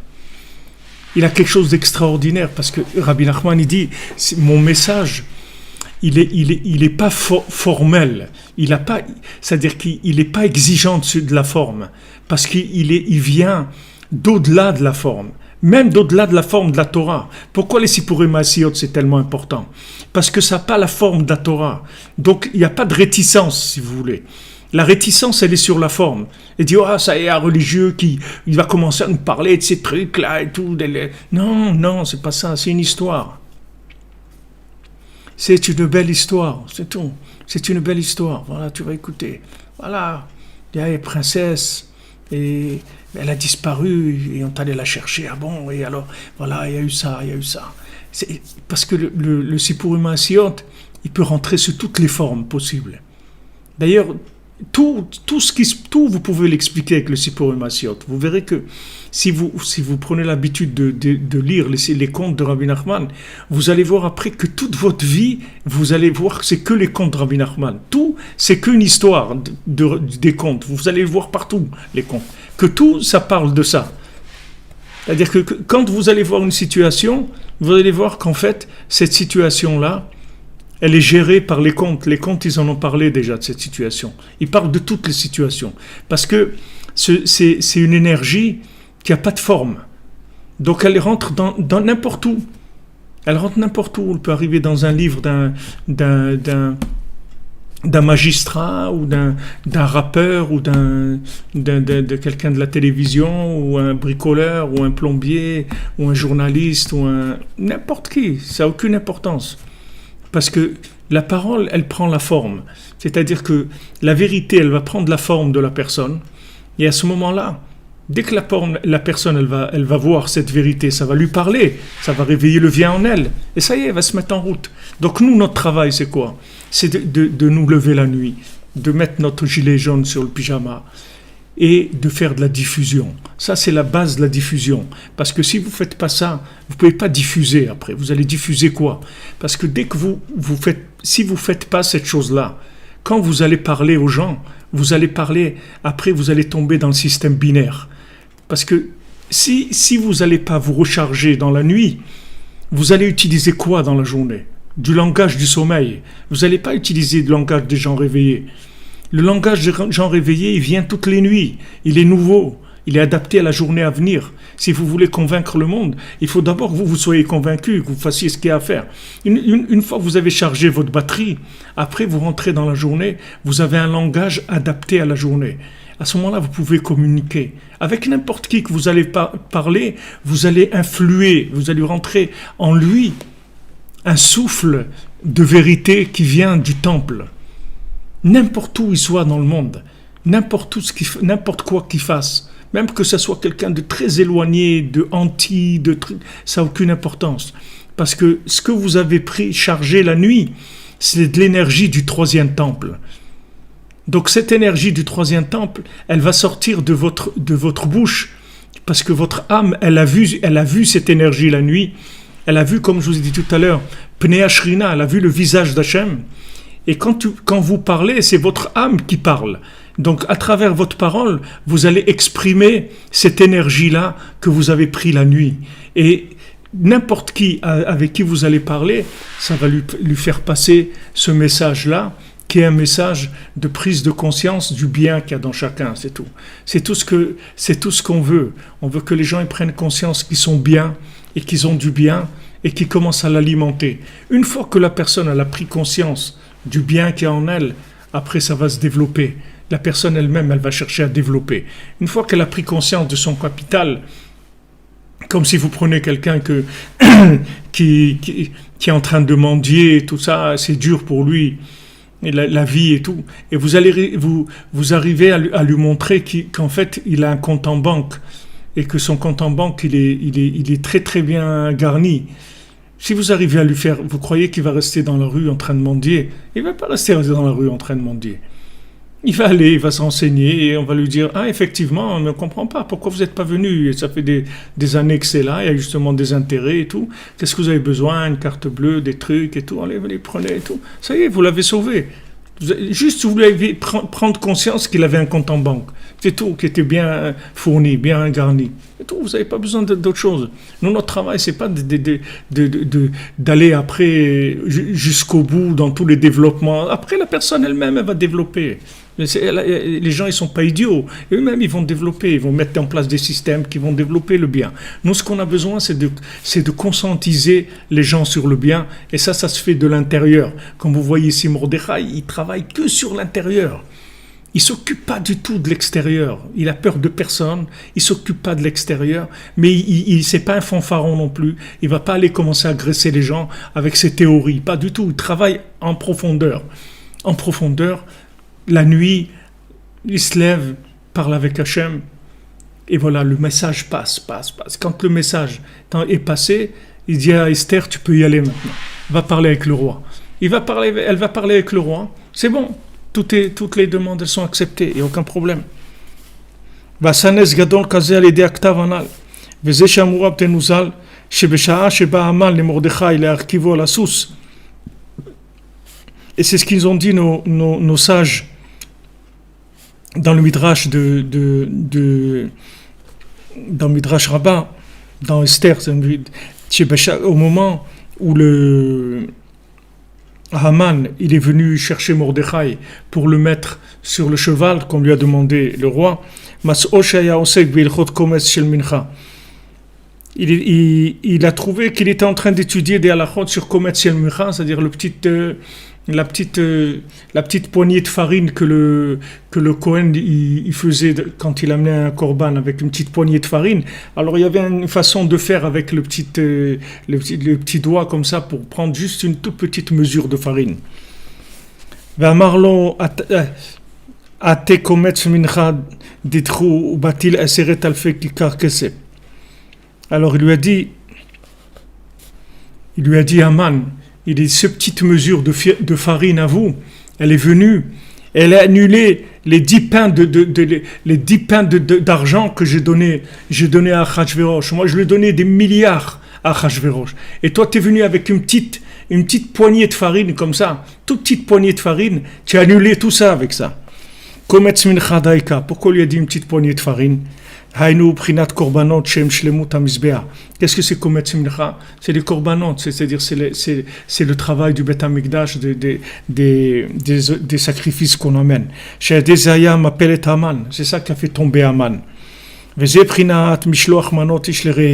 Ça c'est quand on envoie des cadeaux les uns aux autres.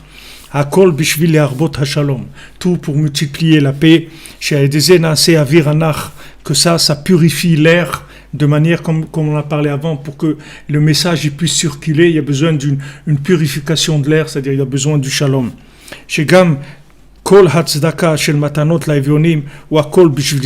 Et aussi toute la tzedaka qu'on donne aux pauvres à Purim, c'est pour ça. La tzedaka en général, comme je vous ai dit au début, c'est fait pour nettoyer l'air. C'est-à-dire d'abord la tzedaka, c'est la chante tzedek, justice, c'est-à-dire on rétablit la justice. Quand on voit quelqu'un qui manque de quelque chose et que moi j'en ai, alors on vient devant lui, on dit écoute, moi j'ai, alors prends, je suis désolé que moi j'ai plus et toi tu as moins, mais en tout cas voilà, prends.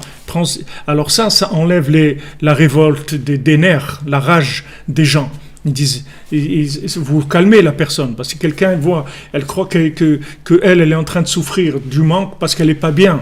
Mais quand vous lui donnez, vous rétablissez c'est la justice, et ça veut dire que ça met du shalom, ça calme les gens.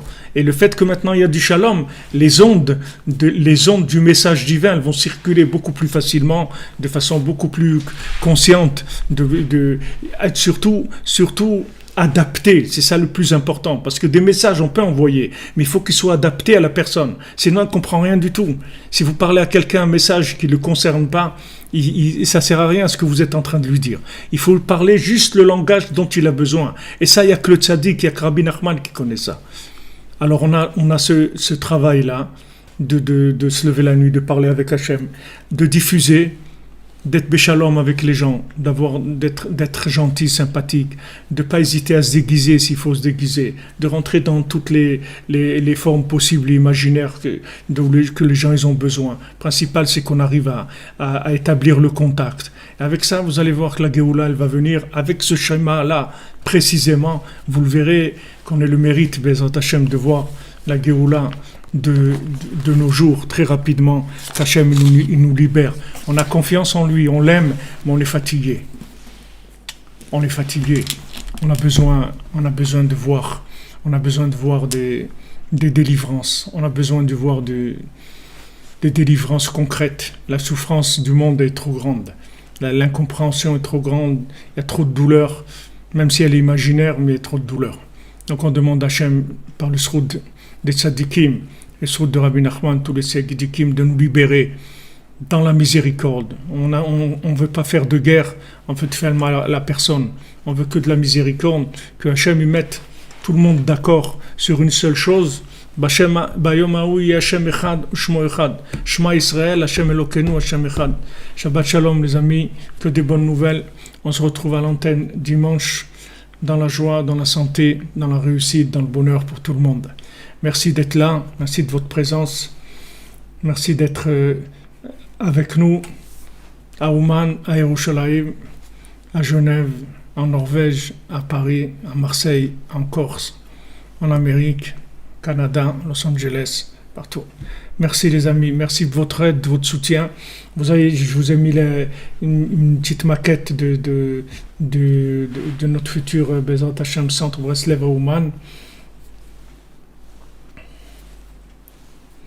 Et je vous montrerai à chaque fois un petit peu, il y a plusieurs photos, plusieurs ans, peut-être je ferai un petit montage comme ça. Voilà, merci pour tout. Hachem vous bénisse à tous et que vous ayez tout ce que vous désirez. Vous sortez tous de tous vos problèmes, de maladies, des trucs, des gens qui vous embêtent, de la solitude, des angoisses, des manques à tous les niveaux, qu'il y ait de la joie, de la satisfaction. Bezrat Hachem.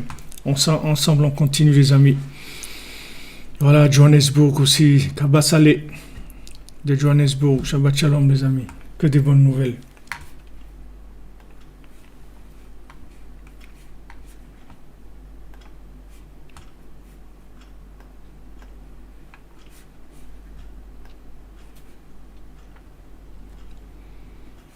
Pour revenir vers notre terre, il faut la mériter.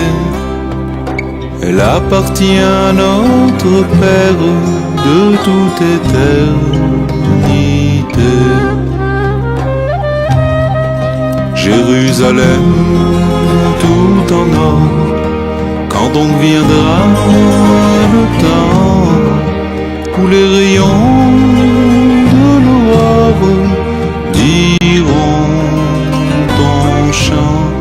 Jérusalem tout en or, quand donc viendra le temps où les rayons de l'aurore diront ton chant. Le monde entier est plein de rage, la haine a déferlé, mais tu as traversé les âges de toute éternité.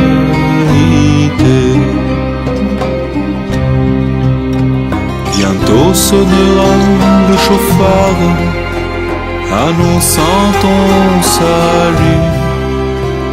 Garde courage et garde espoir, surtout si près du but.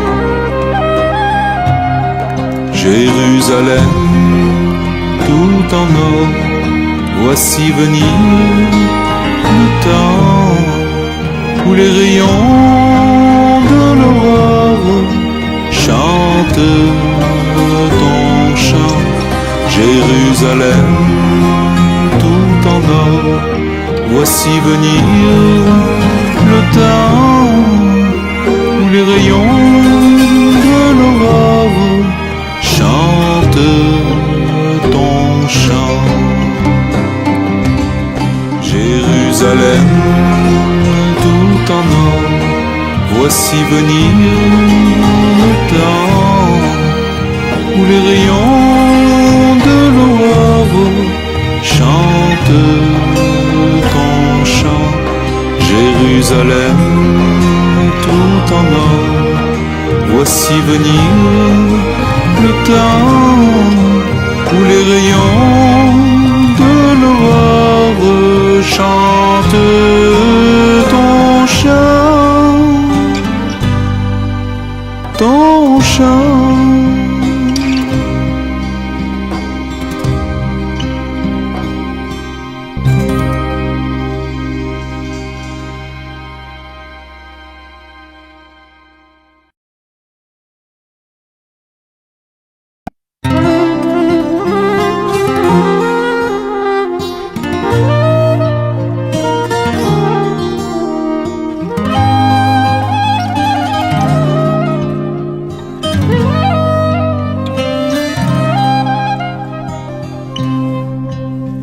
Sur la montagne la plus haute, la plus proche du ciel, un cœur fait résonner la note de l'espoir.